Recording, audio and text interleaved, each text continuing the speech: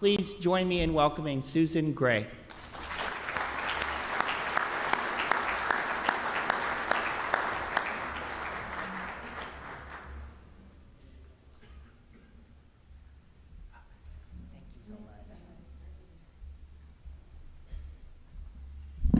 I think I'm about a foot shorter, so. Well, good morning. It's so great to be here. As a double Wildcat alum, it's just an honor to be able to kick off homecoming weekend with all of you here this morning. So please don't tell the great folks at Eller, but I am an engineer at heart, and I'm glad to say that I'm getting to celebrate this morning with the best college at the University of Arizona.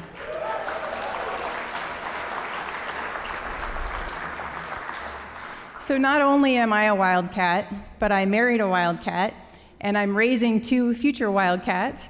My daughter is actually a sophomore here at the university, and hoping that my son joins the Wildcat family when he graduates from high school next year. So thanks for being here. My family's here. Really glad to have them. So I was promoted to president and CEO in January of this year. That's at Tucson Electric Power. And I'm proud to be in this position, having started as an intern and moved through my career to become now CEO. So I'm proud of the work that we do. And as Dean Hahn said, we provide an essential service. And it brings convenience, comfort, and connection to our community. Between TEP and our sister company, UNS Energy Services, we serve about 600,000 gas and electric customers here in the state of Arizona. And I'm not just proud of the work we do, but I'm also proud of how we do it. We work intentionally to build a culture where every employee feels they can bring their best selves to work. But I never thought I'd end up in this position, and I really am grateful for my undergraduate degree in engineering to help prepare the way. So at a young age, I wanted to be a mechanic. And you'll see in this picture on the screen that I'm about 2 or 3 years old helping my dad fix something. And even though my father and my grandfather worked in the utility industry, I didn't plan to follow in their footsteps. I actually started at the university as a biology major.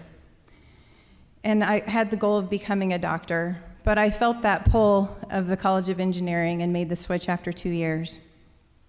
I always loved math and problem solving, but I found that translating that to engineering was more challenging than I expected. One of my favorite electrical engineering professors, I hope he's here today, is Dr. Hal Tharp.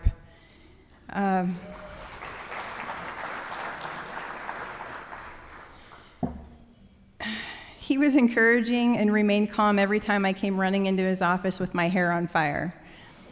He was always willing to take as much time as I needed to work through whatever problem I was struggling with and remained very patient with me. He's still on staff today and is the associate department head, and I'm thinking he must have been about 20 when he taught that class for me. So I was fortunate to land an internship with TEP after 2 years in my program at Electrical and Computer Engineering, and I worked on the energy management system, which was in the process of transitioning to an Oracle-based system. So Dr. Tharp actually guided me through my capstone project. And that project was to develop a software program that would predict hourly energy usage within TEP service territory to be used by the real-time energy management system. And who knew that this internship would become my life's work and my longtime career? So I could spend all morning reminiscing about my time at the College of Engineering and how it's really laid the foundation for my success. But I'd like to spend the rest of our time sharing some lessons from a passion that grew out of another part of my U of A journey. I really made the decision to attend the University of Arizona on a recruiting trip my senior year in high school. I was in the first recruiting class by the legendary swim coach, Frank Bush, and I found there could be no better place in the US to swim than one of the sunniest places that we have. It's also great for solar energy, but I'll get back to that later. So being on the swim team was an amazing experience, and I made lifelong friends. And it also helped me learn to push my body to the limits. While I was a sprinter in those days, I've now embraced endurance sports in my 40s, and specifically triathlons. So I've had the opportunity to race in 3 half Ironmans, those are triathlons, in the past few years. And any endurance sport requires a certain level of dedication, planning, and of course mental fortitude. And a triathlon, specifically a half Ironman, kind of takes that to the next level. However, if I had to boil it down to just one thing, I would say, just don't stop. Don't stop moving. Don't stop trying. Don't stop learning. And don't stop challenging yourself. Just so we can all have an understanding of what a half Ironman is, the magic number is 70.3. So that's the total distance you have to travel to cover the full event. But that's just the race itself. Of course, as we know, as you prepare for any race or large project, there's all the work that leads up to that. So I found myself training 15 hours a week in the pool, on the bike, pounding the pavement every day of the week. And it took me about a year to prepare for that first race.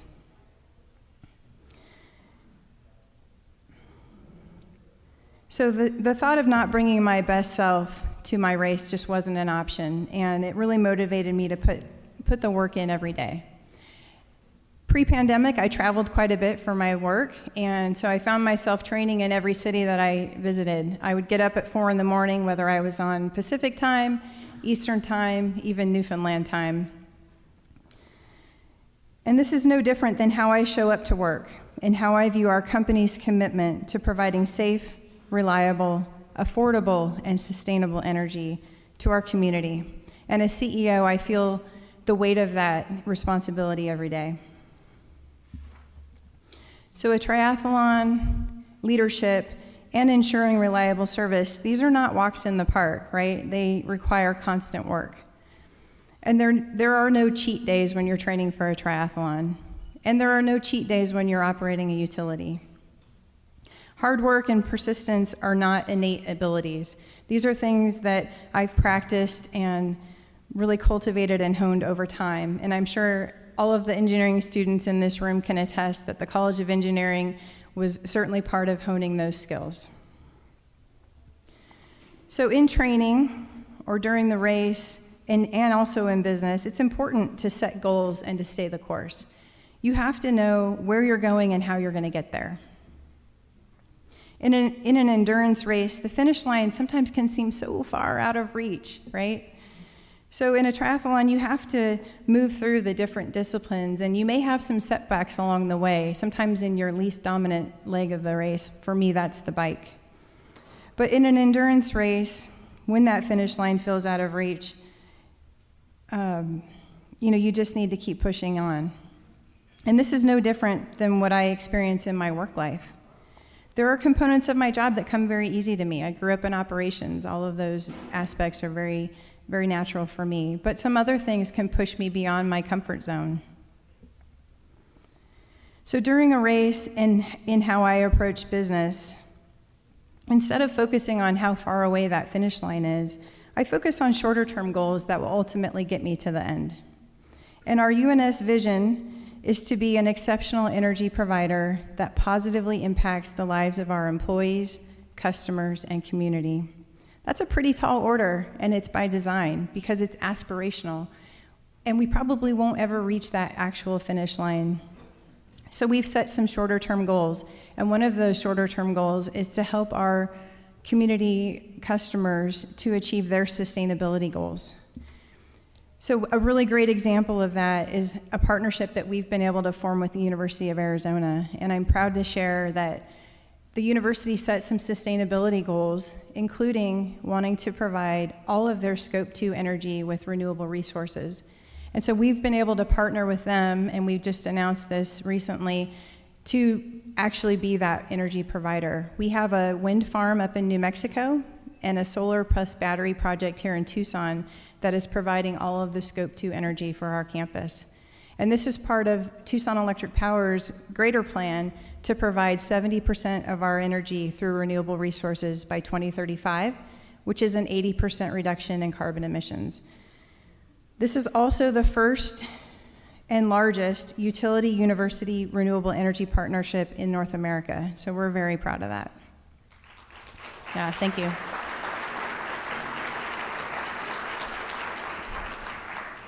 So whenever I feel like I just can't go on in a triathlon, I like to think about the hours of training that prepared me for that moment. And at work, I trust in my experience and my knowledge that I've developed in my 20+ years as I've moved through this journey from intern to CEO. But I haven't done this alone. I've been blessed to have some amazing people, some here today, that have really shaped me as a person and the leader that I want to be. Having a support team is critical to anyone's success. Your support team can be your friends and family, they can be your fellow racers, your equipment, even the scenery around you. For example, at a race I got to participate in Costa Rica, the run went through this neighborhood, so they'd closed all the streets. So the residents were like, well, then we'll just throw a party. So they had music blaring, they were hosing off runners as we ran by because it was extremely warm. And just that whole party atmosphere really helped my legs feel lighter and carried me to the finish line.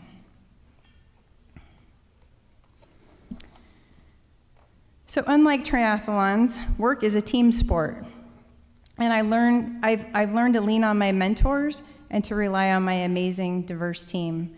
So just to share some of those important people in my life, my parents were very encouraging, and they lived by the motto that it was better to try and fail than to not try at all. I also had some great coaches who pushed me to my full potential in swimming, and I think that really translated well to pursuing excellence at work. I mentioned Dr. Tharp. I had some really great professors here at the university, and they helped me to think like an engineer and to look at complex obstacles as challenges that could be solved through creativity and hard work. So leaders throughout my career also have invested in me, in my development. And I have to say that while there are many leaders that I try to embody some of the things I admire about them, I also had some leaders that kind of taught me what I didn't want to be as a leader. And experience comes from all over. You may not realize it in the moment, but you can look back and see how those people have shaped your life and really influenced you. So I rely on an external and internal support system on a daily basis. I may be the one standing up talking about our company's successes, much like today, but really it's our employees that take us to the next level. It's their energy and dedication to continuous improvement that are, at the end of the day, what carries us across that finish line. Our diversity in backgrounds, experiences, and perspectives make us stronger. Speaking of diversity, I was one of only 3 women in my graduating class. And I have to say that I felt proud of the hard work, and I felt like I really brought my A game to school every day. But there were some days where I would look around and go, gosh, I'm the only girl. So I applaud the College of Engineering's real focus in diversity, equity, and inclusion. And yes,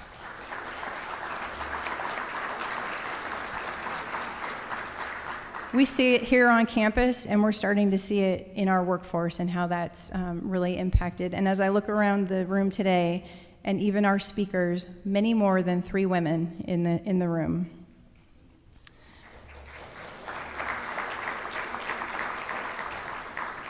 So we can't be experts in every aspect of our business, right?